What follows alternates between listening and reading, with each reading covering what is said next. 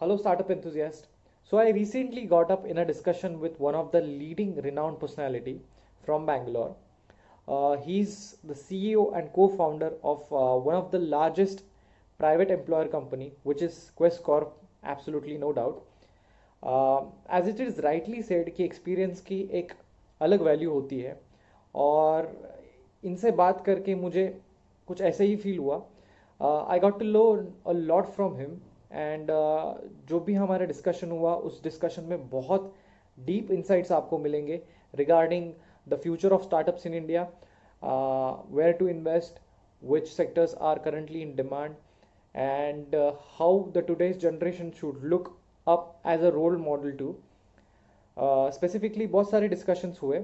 So I would request every student to please watch the video till the end. इस interview में बहुत सारे discussions हुए हैं.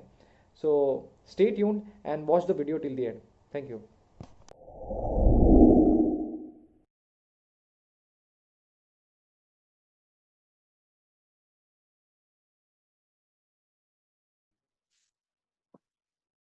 Hi sir, hello. Hey, hi Abhishek. How are you?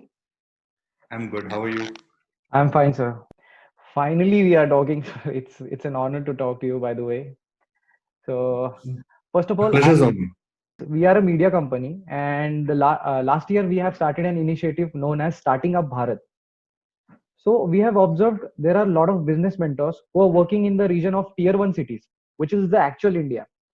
But there are Hmm. few business mentors who are working in the region of tier two, tier three cities, especially in towns and village, which is the actual Bharat. Sure. From that part, we are getting a lot of potential students and potential ideas about businesses and startups. But since they are not aware of where we could get the potential investments, strategies, and everything, in that case, we are trying our best to provide them education via workshops, to have interviews with trailblazing entrepreneurs, co-founders, CEOs like you. In that way, they will inspire and motivate to start something on their own.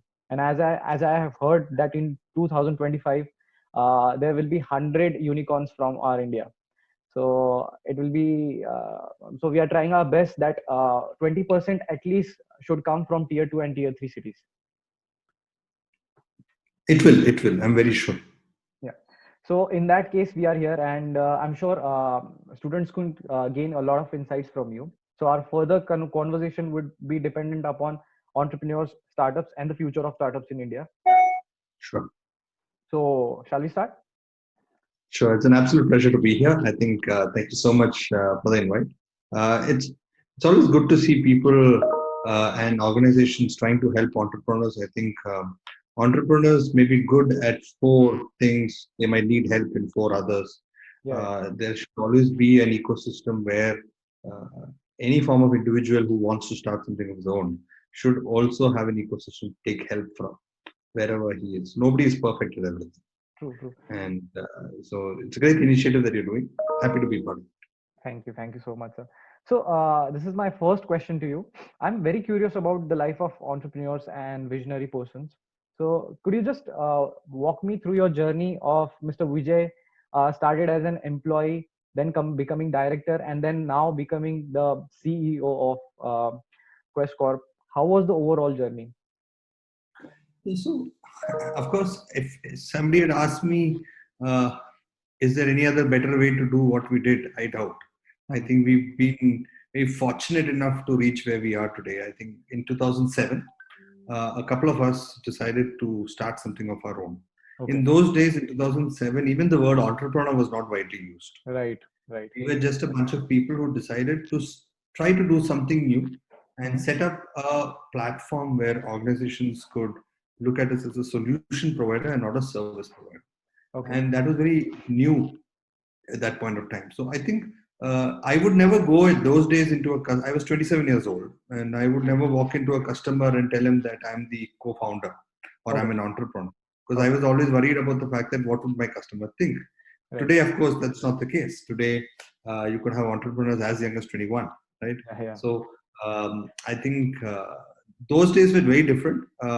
Raising capital was not as easy as it is today. True. Working with banks were not easy as it is today. I think the whole amount of talent attraction, talent management, um, building business portfolios, building service lines, was all very, very new to us. I think, but we knew what we had to do. And I think what really got us together in the very beginning was that we had a clear idea about what we want to sell, Okay. what is our capability, and what we need to get going. So I think knowing these three things helped us to get started.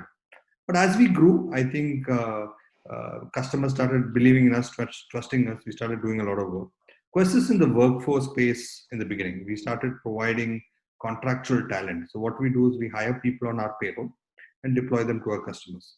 So it involves a lot of different uh, perspectives. Like you have to hire, you have to onboard, you have to payroll, and then you have to pay them, you have to invoice, Right. you have to collect.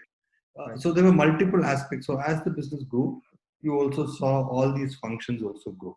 So when these functions grow, then you set up structures which make an entrepreneurial process into a professional process. So you Okay. fall into structures, you start building a lot of policies, a lot of processes in place. Know what are your outliers and stuff. So that moved us into what you are referring to as being part of the team, the employee part of the problem. And as you grow, you start. Even though you're a co-founder, you want to always get your hands dirty. But Yeah. as the business grows, you start believing in leaders and you start growing leaders within the system. And they start taking up a lot of your responsibility. And Right. as they give you bandwidth, you start focusing on the next big thing or the next big opportunity. And so you continue building on new opportunities and you grow. So you have an entrepreneurial mindset, but with a much larger structured approach. Right. Right. And Right. then you grow. And I've been fortunate enough that I've had very good team members who Yeah. became leaders. So when they grow, I grow with them, and been fortunate enough to take the ownership of 2, 3 businesses at Quest. Wow. That's great, sir. So, how we function actually? How are we different from other staffing companies? Oh, there's quite a bit that we do differently. So I think for starters, I think a large part of the people that we have in Quest today have been in the organization for a very long time. Okay. So when you have people who are very stable and who have grown in the system, Hmm. there is a lot of commitment that goes out to the customer, True. which goes with a lot of credibility. That's Hmm. one. Hmm. So one of the biggest reasons a lot of customers stay with us today is because of the fact that they know that they will not have too many faces changing in front of them or too many processes changing in front of them. Second, we are always 1 or 2 steps ahead of the game. So in the sense, we spend a lot of time and effort into digitizing and revamping our processes. Okay. So when customers work with us, they might see a process today. Tomorrow that will be automated. 3, it Oh, will be yeah. sitting on someone's mobile tomorrow. Yeah. So we consistently ease the work for the customers so that they don't have to get involved in the transaction environment or in the nature of our business. I think last but not the least, I think the very core value that we have when we started Quest in 2007 and even today is about the fact that we are very fast and agile. So Hmm. speed and agility is actually one of our core values. Yeah. Even when we are India's largest private employer, we have around 3,35,000 employees. Wow. So many organizations would normally think that when you have such a big employee base, they won't have time. There's always work. There's always pressure. But even today, a decision can be made as fast as this, right? Because most of our employees are empowered. Most of the employees are also very, very clear about how they can make their decisions. And if they are not sure about the decision, they know what route to take to get the decision at the fastest pace. And I think in today's world, speed is all about it. So knowing your discipline of the work, discipline of the process, structure of the program, what you can sell, how you can sell, being ethical about it, and being fast. I think once you get these things right, things move. Okay. So, one of the question that I got from this question, it is a sub question of that. Uh, so, since we are working virtually from home, so does that have emerged new kind of profiles such as house maintenance, cleaning staff, and does our company provide that kind of staffing requirements? So, of course, so in fact, Quest is divided into 3 platforms. Okay. The oldest platform, which I mentioned earlier, is the workforce platform, where we provide contractual staff, IT staff, recruiting, executive search, and all that, and training and development and all that. We have another business, which we call as the asset business, where we provide facility management services, we provide security services, So in that space, like you said, housekeeping, janitorial, security guards, we do a lot of work there, right? Okay. The Okay. third business is into industrial, where we provide a lot of engineering-based services. In fact, Okay. we manage most of the telecom towers in the country. We manage and maintain. Wow. Hmm. We manage a lot of huge plants, steel plants, oil and gas plants, etc. We are also India's largest, one of the India's largest domestic call centers. We also do a lot of work in the technology world.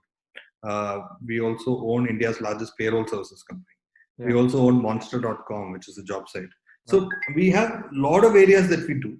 I think what is different about us is the fact that we have access to a lot of platforms and groups and communities that help us hire. So Okay. in many of these cases, the nature of hiring is very different. Hiring a Java high-end technology skill set, hiring a facility management blue-collar worker, gray-collar worker. So you need to have different community platforms, technology Right. systems that can attract this talent. And I think that's been a huge success. Okay. Sir, I have heard this since a lot of startups follow this. First is ideation process, and straight after that, people start looking for investors. What was your case when you started everything? So you straight away went for investors, or you tried to build up the whole scenario and then went for looking investors, or what happened exactly? So since the model that we were starting with was human resource services, HR services, Yes, yes, it was not a new business model. true. So we were doing the same business model, but with a new flavor. We were giving more solution based offerings than service based offerings. We were giving more outcome driven work than just service driven work. So because we were doing the same model, we knew how to get it started. Okay, So in 2007, we had already started work. We had already built, we put, after putting in money, with the money that we had bootstrapped, we had started work, etc. okay, And we okay, continued to grow. So while we were growing, we obviously talked to people that we know who are in the investor circle. So as and when we continued conversations with them and showed them the kind of capability and credibility that we were able to bring to the market, even in a short period of time, we found our first investor in India Equity Partners. They put in $8 million. They believed that there were three things. One is, of course, the quality of their leadership that was there in the company, that they had a clear vision and idea about what to get to. okay, Second is the business model, that India being such a large workforce driven environment, this business will always have growth. And okay, last but not the least, the ability to understand business models, profitability, and cash.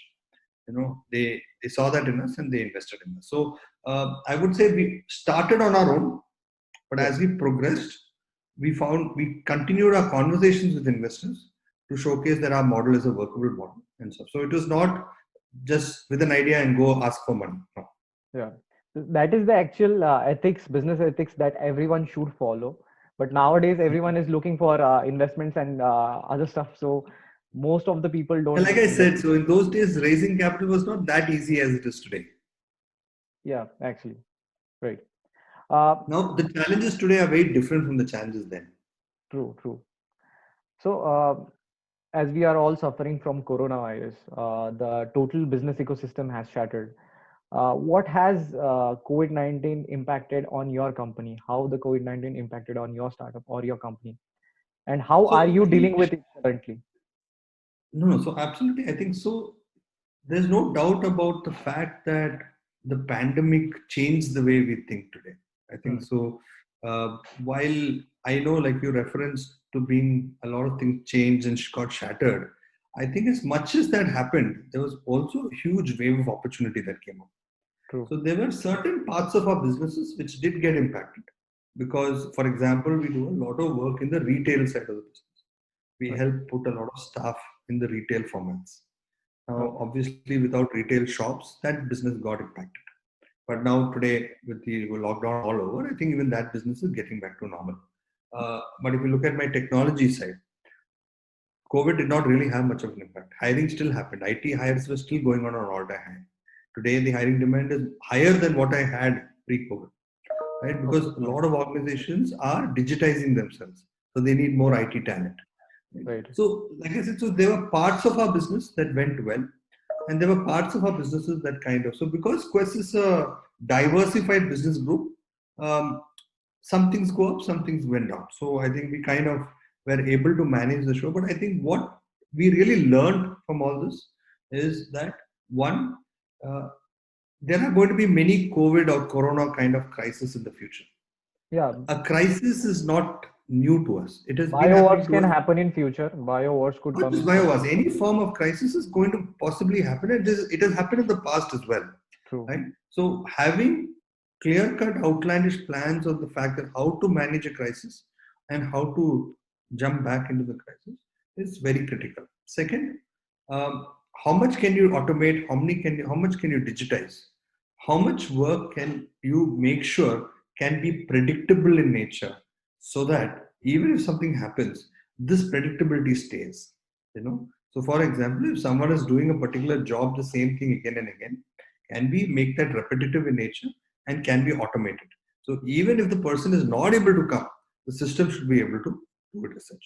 Last but not the least, the importance of customers, the importance of cash, and the importance of a good business model. So very, very critical. You should know that at any given point of time, customers are always prime.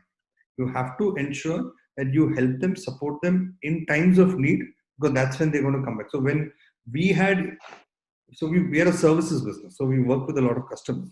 So when customers go through a tough time, you have to be in partner with them, and when they Yes, grow back up, they'll trust you. true. Second, very important to know where your cash is sitting, how to ensure that you don't get cash trapped, right? And third, the whole concept of being or having a right business model and knowing to run that business model, you have people and its culture. Okay. So knowing that your people are your guys for why you exist, and the culture that you have as a company cannot be questioned. You have to maintain the culture. So once you have these three, it teaches you to ensure to withstand any. So today the big word that everyone uses is how do you ensure enterprise resilience? These Hmm. three key things are very sure to make sure that you have a good, strong enterprise resilience. Okay. You added a point that the more you have to be automated with the technology. The more automation will come, the more employment will reduce. Is that so? Because Not as we necessarily. So there working, will be definitely jobs that get impacted, yeah, no doubt about that.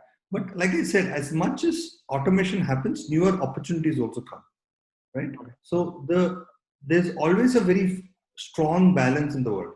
As much as you automate on one side, there'll also be another set of new jobs that are getting created, so right? I am in the the interview sorry. that recently happened between Jack Ma and Elon Musk, where Elon Musk said that artificial intelligence will reduce 70% of human jobs. So, what do you think? I mean, like, is it kind of So I possible? don't think so we are there yet. I'm sure they are definitely seeing much better vision than I can, for sure. But what I can assure you, at least from an India perspective, what I can tell you is that automation is here to stay.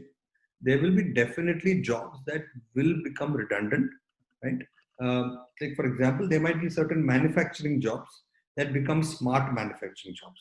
The blue collar worker will now become tech enabled, Okay, right? So okay, the new breed of engineers that come out into the market will suddenly see a new wave of hiring, right? So there'll be some jobs like that will get impacted, but that doesn't take away the fact that there will not be new jobs created. So it's about how employees can make sure they're constantly skilling themselves right. They have to constantly upskill themselves.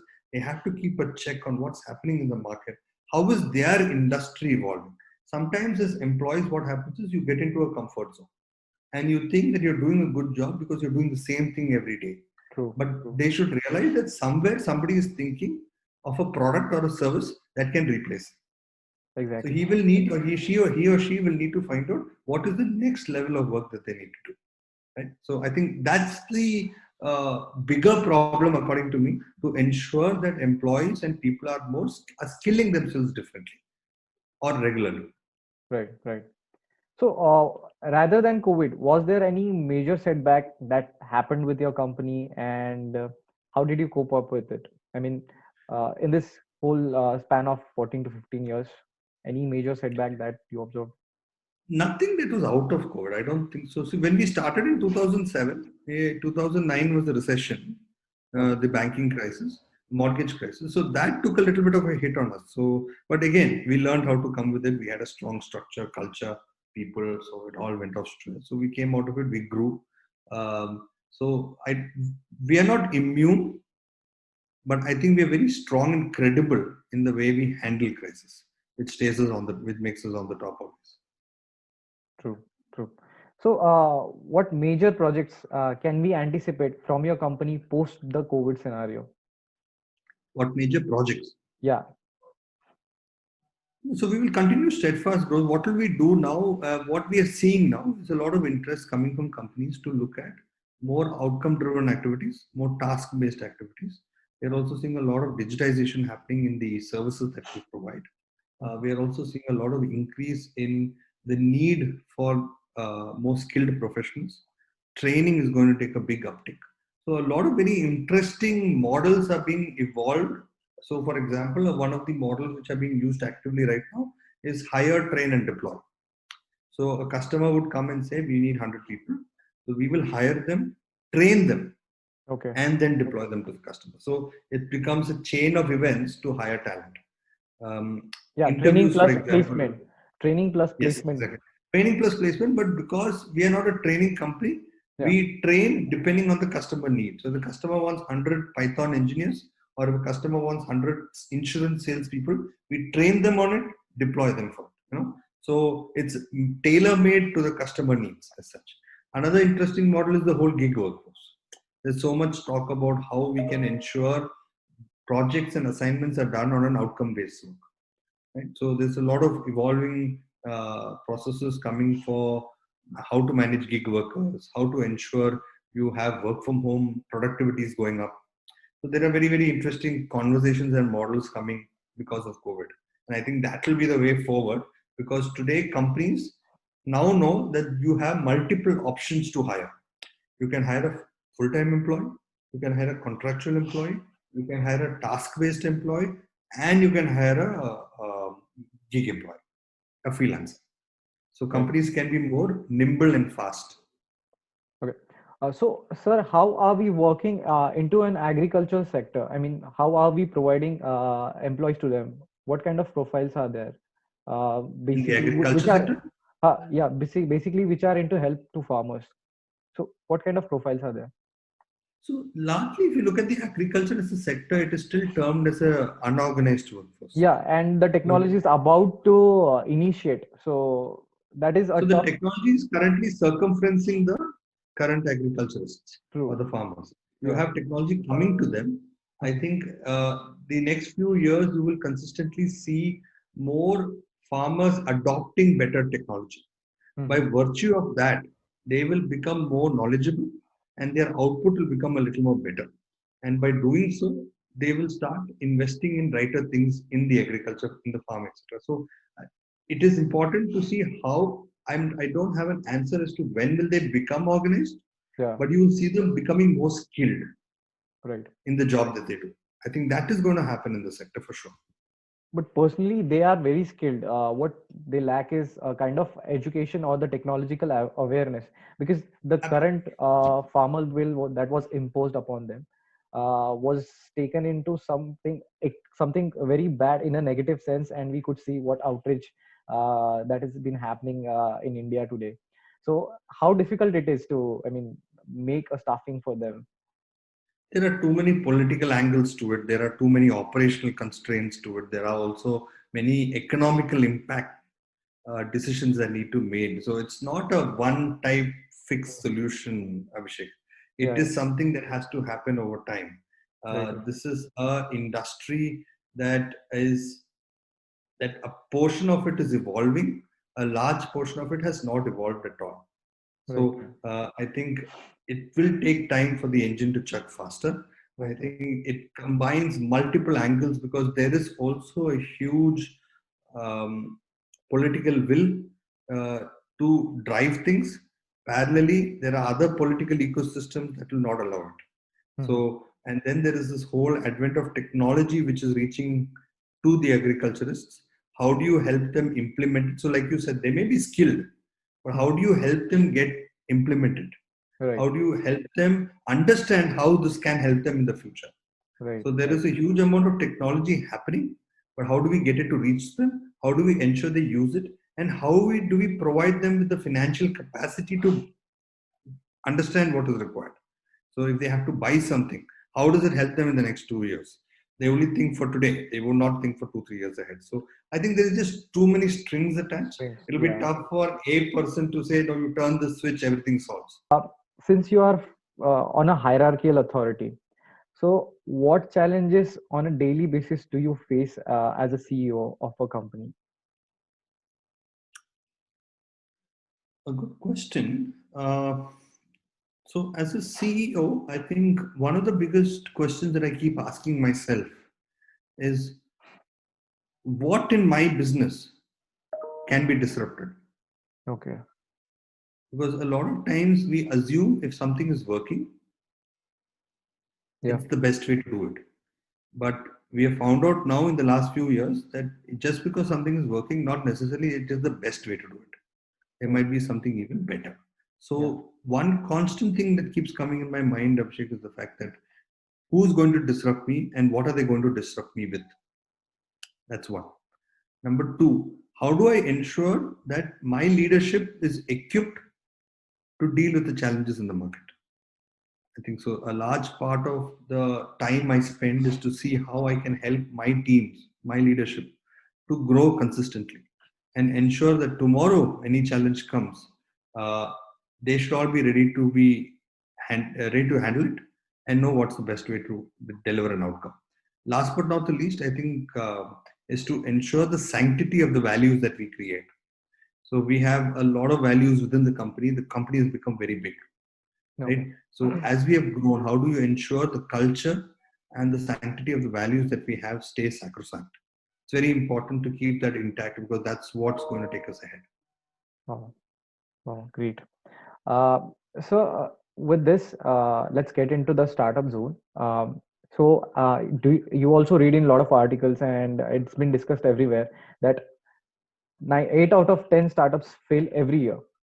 So, what, according to you, are the most common reasons that contribute to the failure of startups, specifically in India? Okay, so I'll speak with my experience only Yeah. and with what I've seen.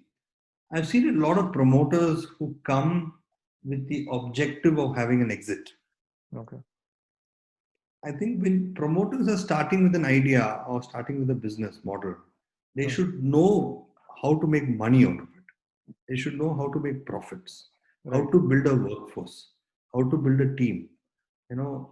Many a time I see some promoters reach out to me. I'm an active investor, Okay. and Wow. whenever people reach out to me, they come to me and tell me, Vijay, this is my idea.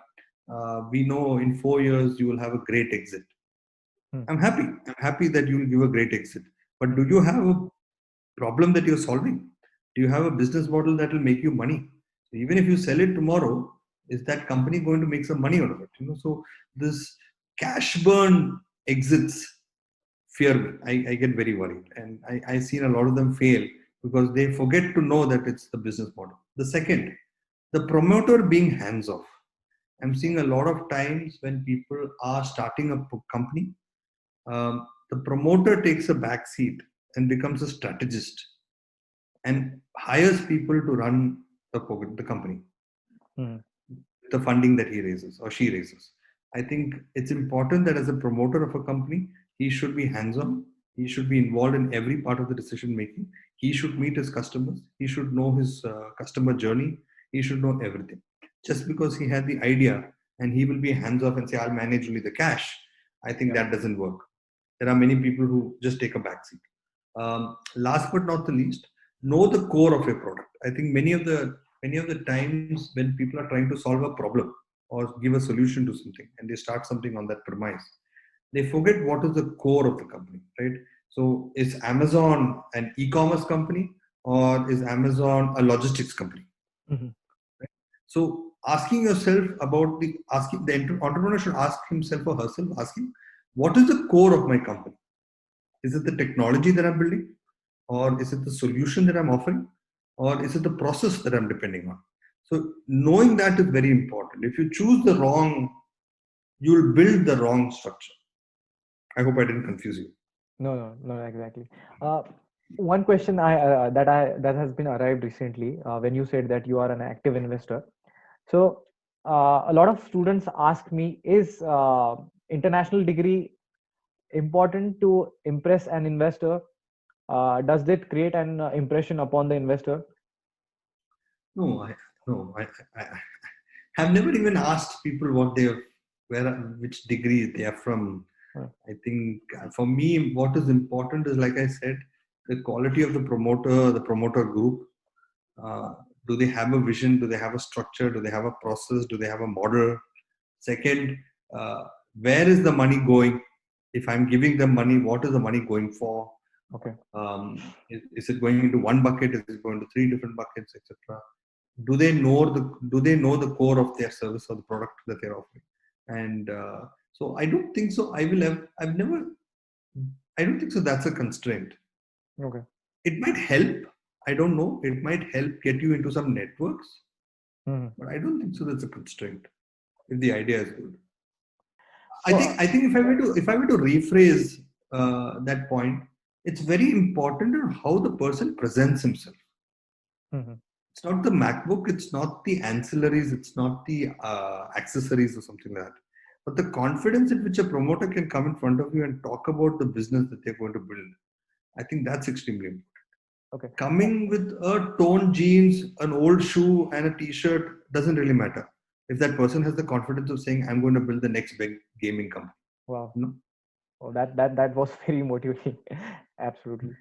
So, what do you think? Which sectors will be in demand after the pandemic, rather than the health industry? I even know that.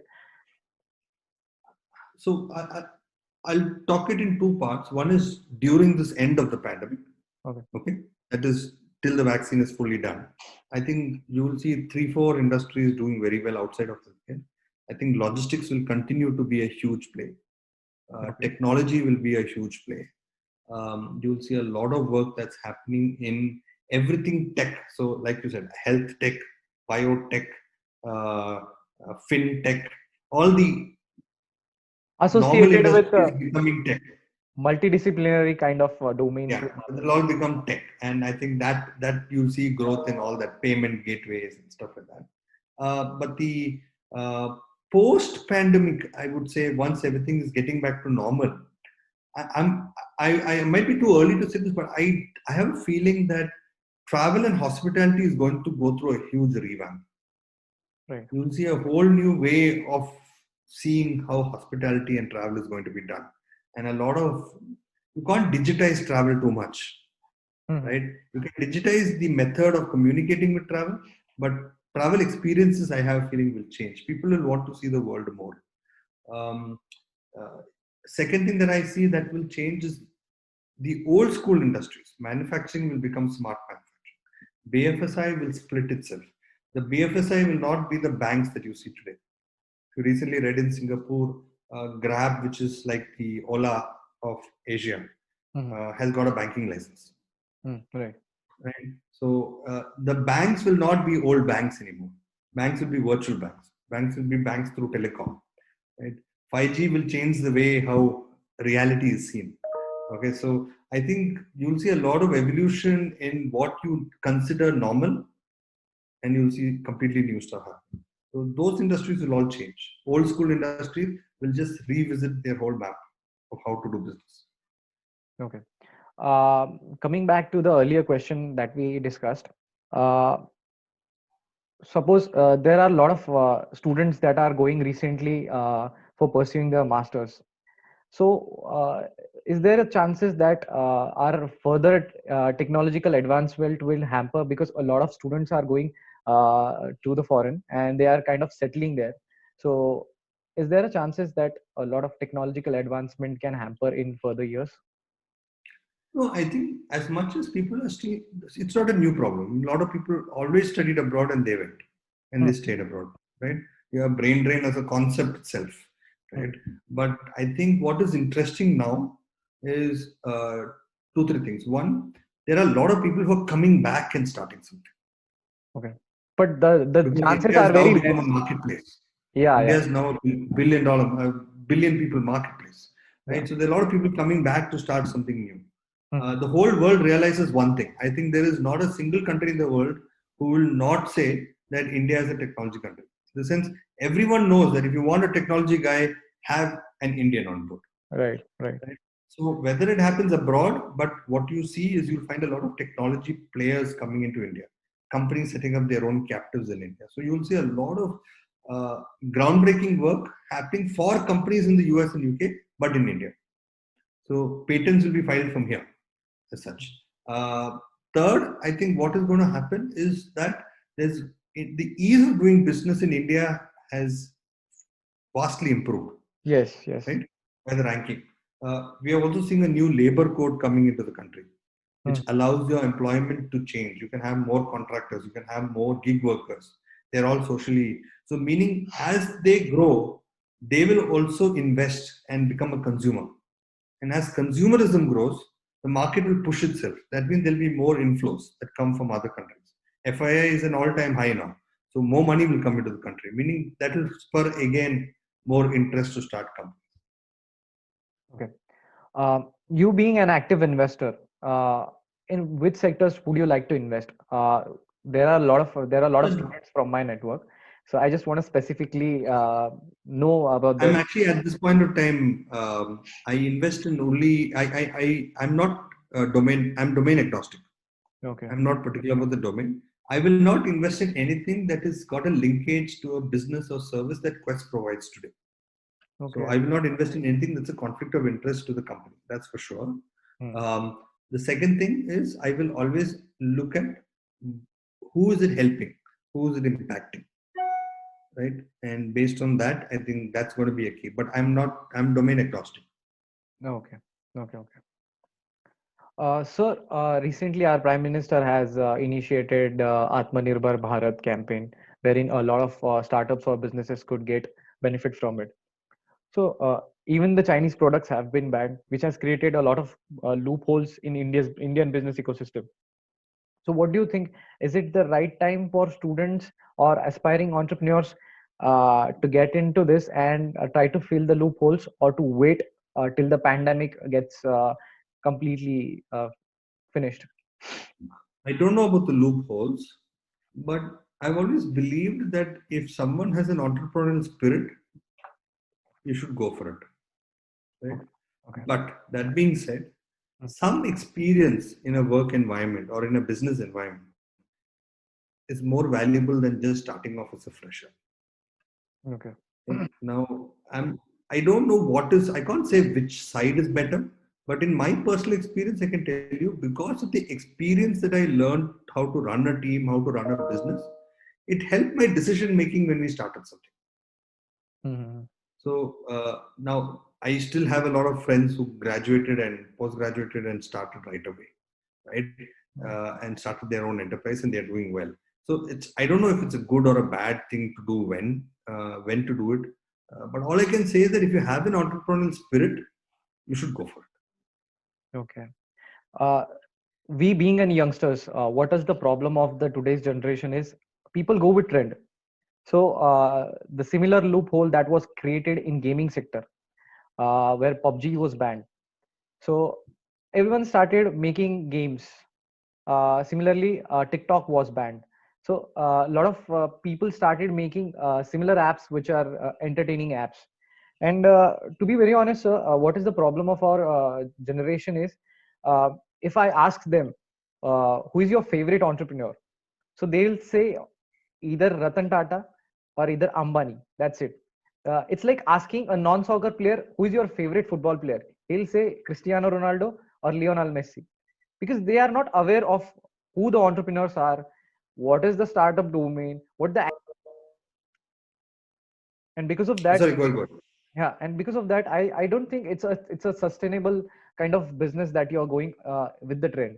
Because you see, right now there was a COVID pandemic, so everyone started manufacturing masks, but how long it will sustain?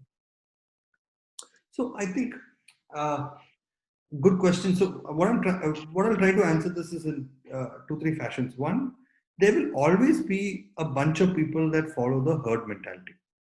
Now, Hmm. you don't have to be a millennial or you don't have to be a this generation kind of a kid to fall into that trap. It's Right. happened over years. When Right. retail took a big swing, everyone jumped into retail. Okay. When e-commerce took into the big swing, everyone tried. So there will always be a bunch of people that will follow, and that is good for the country. That creates competition. That creates viability of employment because you know you're trying something that has worked, right? So there will always be some herd mentality, and by virtue of herd mentality, you always are prone to risk because of the fact that you're following blindly a product or a service or an investment that somebody else is already doing and it's doing well, but they might not know the risks, inherent risks that come along. Then there are people who are disruptors. These are people who will try and say that, I will not do something that's dead today. I'm going to reinvent it. And this is also very common with the current generation. They find a problem and they try to solve it. That's how Redbus was formed. That's how many Yeah. other companies that we Exactly. faced a problem. That was not herd mentality. They were trying to disrupt something without the knowledge of being a disruptor. They just wanted a problem solved, right? And then there is a third one, which are adopters or adapters rather. These are people who will stick on to a already running thing and improve it. Okay. Say, you have a make my trip. Uh, Before that, you would go to an agent, so you know that you still need agents, but you can add on an easier potential version of it. So there are different methods of how this generation will change, but it's not very different from the past. I think the only difference today is your ability to start something is much faster. So hence you feel that there's so much more happening. Mhm. In earlier times, it would take the when I grew up, government jobs were the in thing. Yes. Everyone would want only government jobs. True. But when I graduated, it was more about private jobs. Have worked with an MNC, work with a private company today. Today, private jobs also today are not very safe. Even they can ramp down. Right. Right? Then people said, no, let's do contractual jobs. You can jump different jobs and get more money. Right? Now we are talking about gig. So I think uh, trends like that will change, but the core of the job, interest to do the job will remain the Okay. Okay. Uh, Apart from this, what you would recommend the top skills for students rather than the regular academics they should have? I think for me, prima facie, the most important thing is building on communication. Okay. I think one should never doubt the ability to communicate. And I'm not saying you should know English. No, that's not my point. My Okay. point is that whatever you speak, you should know how to speak and when to speak. Right? So communication, the art of communication is going to be extremely important. Number two, I think the ability to be multi-skilled. So just because you know sales very well Hmm. doesn't mean you should not know a little bit of technology. True. Today, sales leaders are learning about Python. Today, True. marketing leaders are learning about analytics, Right. right? Finance people are learning about dashboards, how to build dashboards. So I think being multi-skilled is going to be something which is very important. Knowing what more you can do and how it will help you is going to be critical. So third one, similar to the second point, is knowing technology. Knowing basics of how to leverage technology, how to know what happens when you click here, you get there, etc. is very important. Uh, just because you never used it last 15 years in your life, and suddenly you're given a AR training and you say, no, this is not my thing. I will work only the old way. That won't work anymore. You have Right. to adapt. Right. And I think the last piece I would say is that you should not question core values like integrity, etc. I think shortcuts are never a way of getting life ahead. So keeping away from shortcuts, staying true to yourself. I generally have a rule that I always say that you should never do anything that you cannot tell your mother or wife about. Okay. Um, I just wanted to ask this: how important it is for a startup coming up from a village or a tier 3 city? Is it necessary to shift to tier 1 cities in order to open for exposure? Because a recent example that I heard about Pesto operates from tier 3 city maybe, but it's working awesome. I mean, like, it's fabulous. They're functioning fabulously. They have gotten a lot of investments. So how important it is to move into tier 1 cities, or is it possible from here also? I mean, Tough question to answer because it would depend on a lot of different reasonings. I think the context of who your consumer market is, the question of where your investors are sitting, knowing who should you be closer to, where is the demand cycles happening. Uh, it's not an easy question to answer because it depends on what kind of business you are in. Okay. But the reason why tier ones are preferred in most cases is because of accessibility of capital, Right. accessibility of transportation, and accessibility of people. That's These three are the main reasons why tier ones are always preferred. But if you can have these three things wherever you are, I don't think so that's a constraint at all. Okay. Okay. Okay. So this is my favorite question that I ask every entrepreneur. Who is your favorite entrepreneur and why? So I'll be very biased. I'll be very biased because I've been working with my chairman Ajit Isaac, Okay. who is our chairman for Quest Corp. I've been working with him for 2 decades now, Mhm. and every entrepreneurial bit that I have learned Mhm. largely comes from him. Okay. So I've seen him how he's built two enterprises in his career. He built Adeco before this. He built Quest, and I've been fortunate enough to be as a co-founder with him in Quest. But I've seen him in Adeco as well, and everything that I've done today, whatever I do today, has been largely because of the uh, vision that he brings to the table. I think so. If you ask me, my top entrepreneur will be always him. Uh, that being said, from a global standpoint, I've always seen um the likes of when Jeff Bezos says that everything is customer. It's Uh, always made me believe that that's what matters at the end of the day. Make sure that your stakeholders, your customers, your employees are taken care of. Whether it's internal, external customers doesn't matter. I think I've always looked upon what he said about being customer centricity. okay. Okay. So are you an avid reader? Do you read books? Do you read? I do. I do. Not an avid reader, but when I should travel, I get a lot of opportunity to read. Today, I'm most of the time at home, so I Which don't get so much which to read. domain But are I you do read. which domain are you really fond of reading?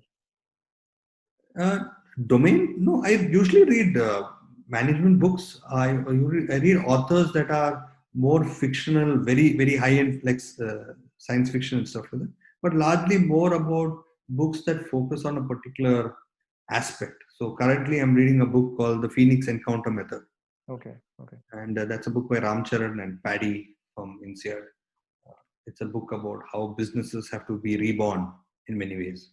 The reason why I've asked this question because I always hear this ki CEOs read a lot of books and it helps them grow. It helps them reduce their stress, anxiety levels. So is it true? Uh, I don't read that many books, but I read a lot of articles. Acha, okay. So I You read of stay articles updated like with the game. HBR, yeah. So which are more shorter written, 3-4 pages, 8-10 pages. I read a lot of investor reports, investor letters. So I keep up to date through that kind of reading. Okay. But I'm 40 today, so I guess I'm a little bit of the old school, where a little book of books. I also watch all the shows on Netflix. So I'm Yeah. somewhere in between, I guess. Yeah. You're the mix of both demographies and both I guess so. generations. Yeah. You Okay. ask me, can I read? Do I read every day? No, I don't. Acha. Okay. Okay. Okay. So the last question But of even today, I still subscribe to the Economic Times at home. I still read the paper every day morning. So I'm a little bit of both. Let me put it that way. yeah. Okay. Okay. Okay. So this will be the last question. Advice for future entrepreneurs. What would be your advice? Stay true to yourself. Hmm? Communicate well. Know your business model. Okay. So thank you so much, sir, for joining in. It was great talking to you. Hope you will be in touch with us in future also because there are a lot more aspiring youngsters who are coming into our direction, and they might be needing your guidance in future also. So Absolutely. would be If there's any way that I can help, please let me know. Uh, Continue the good work that you're doing, and wish you and all your mentees the very best ahead. thank you so much, sir. Thank you so much for joining in. Okay. Bye bye. Bye.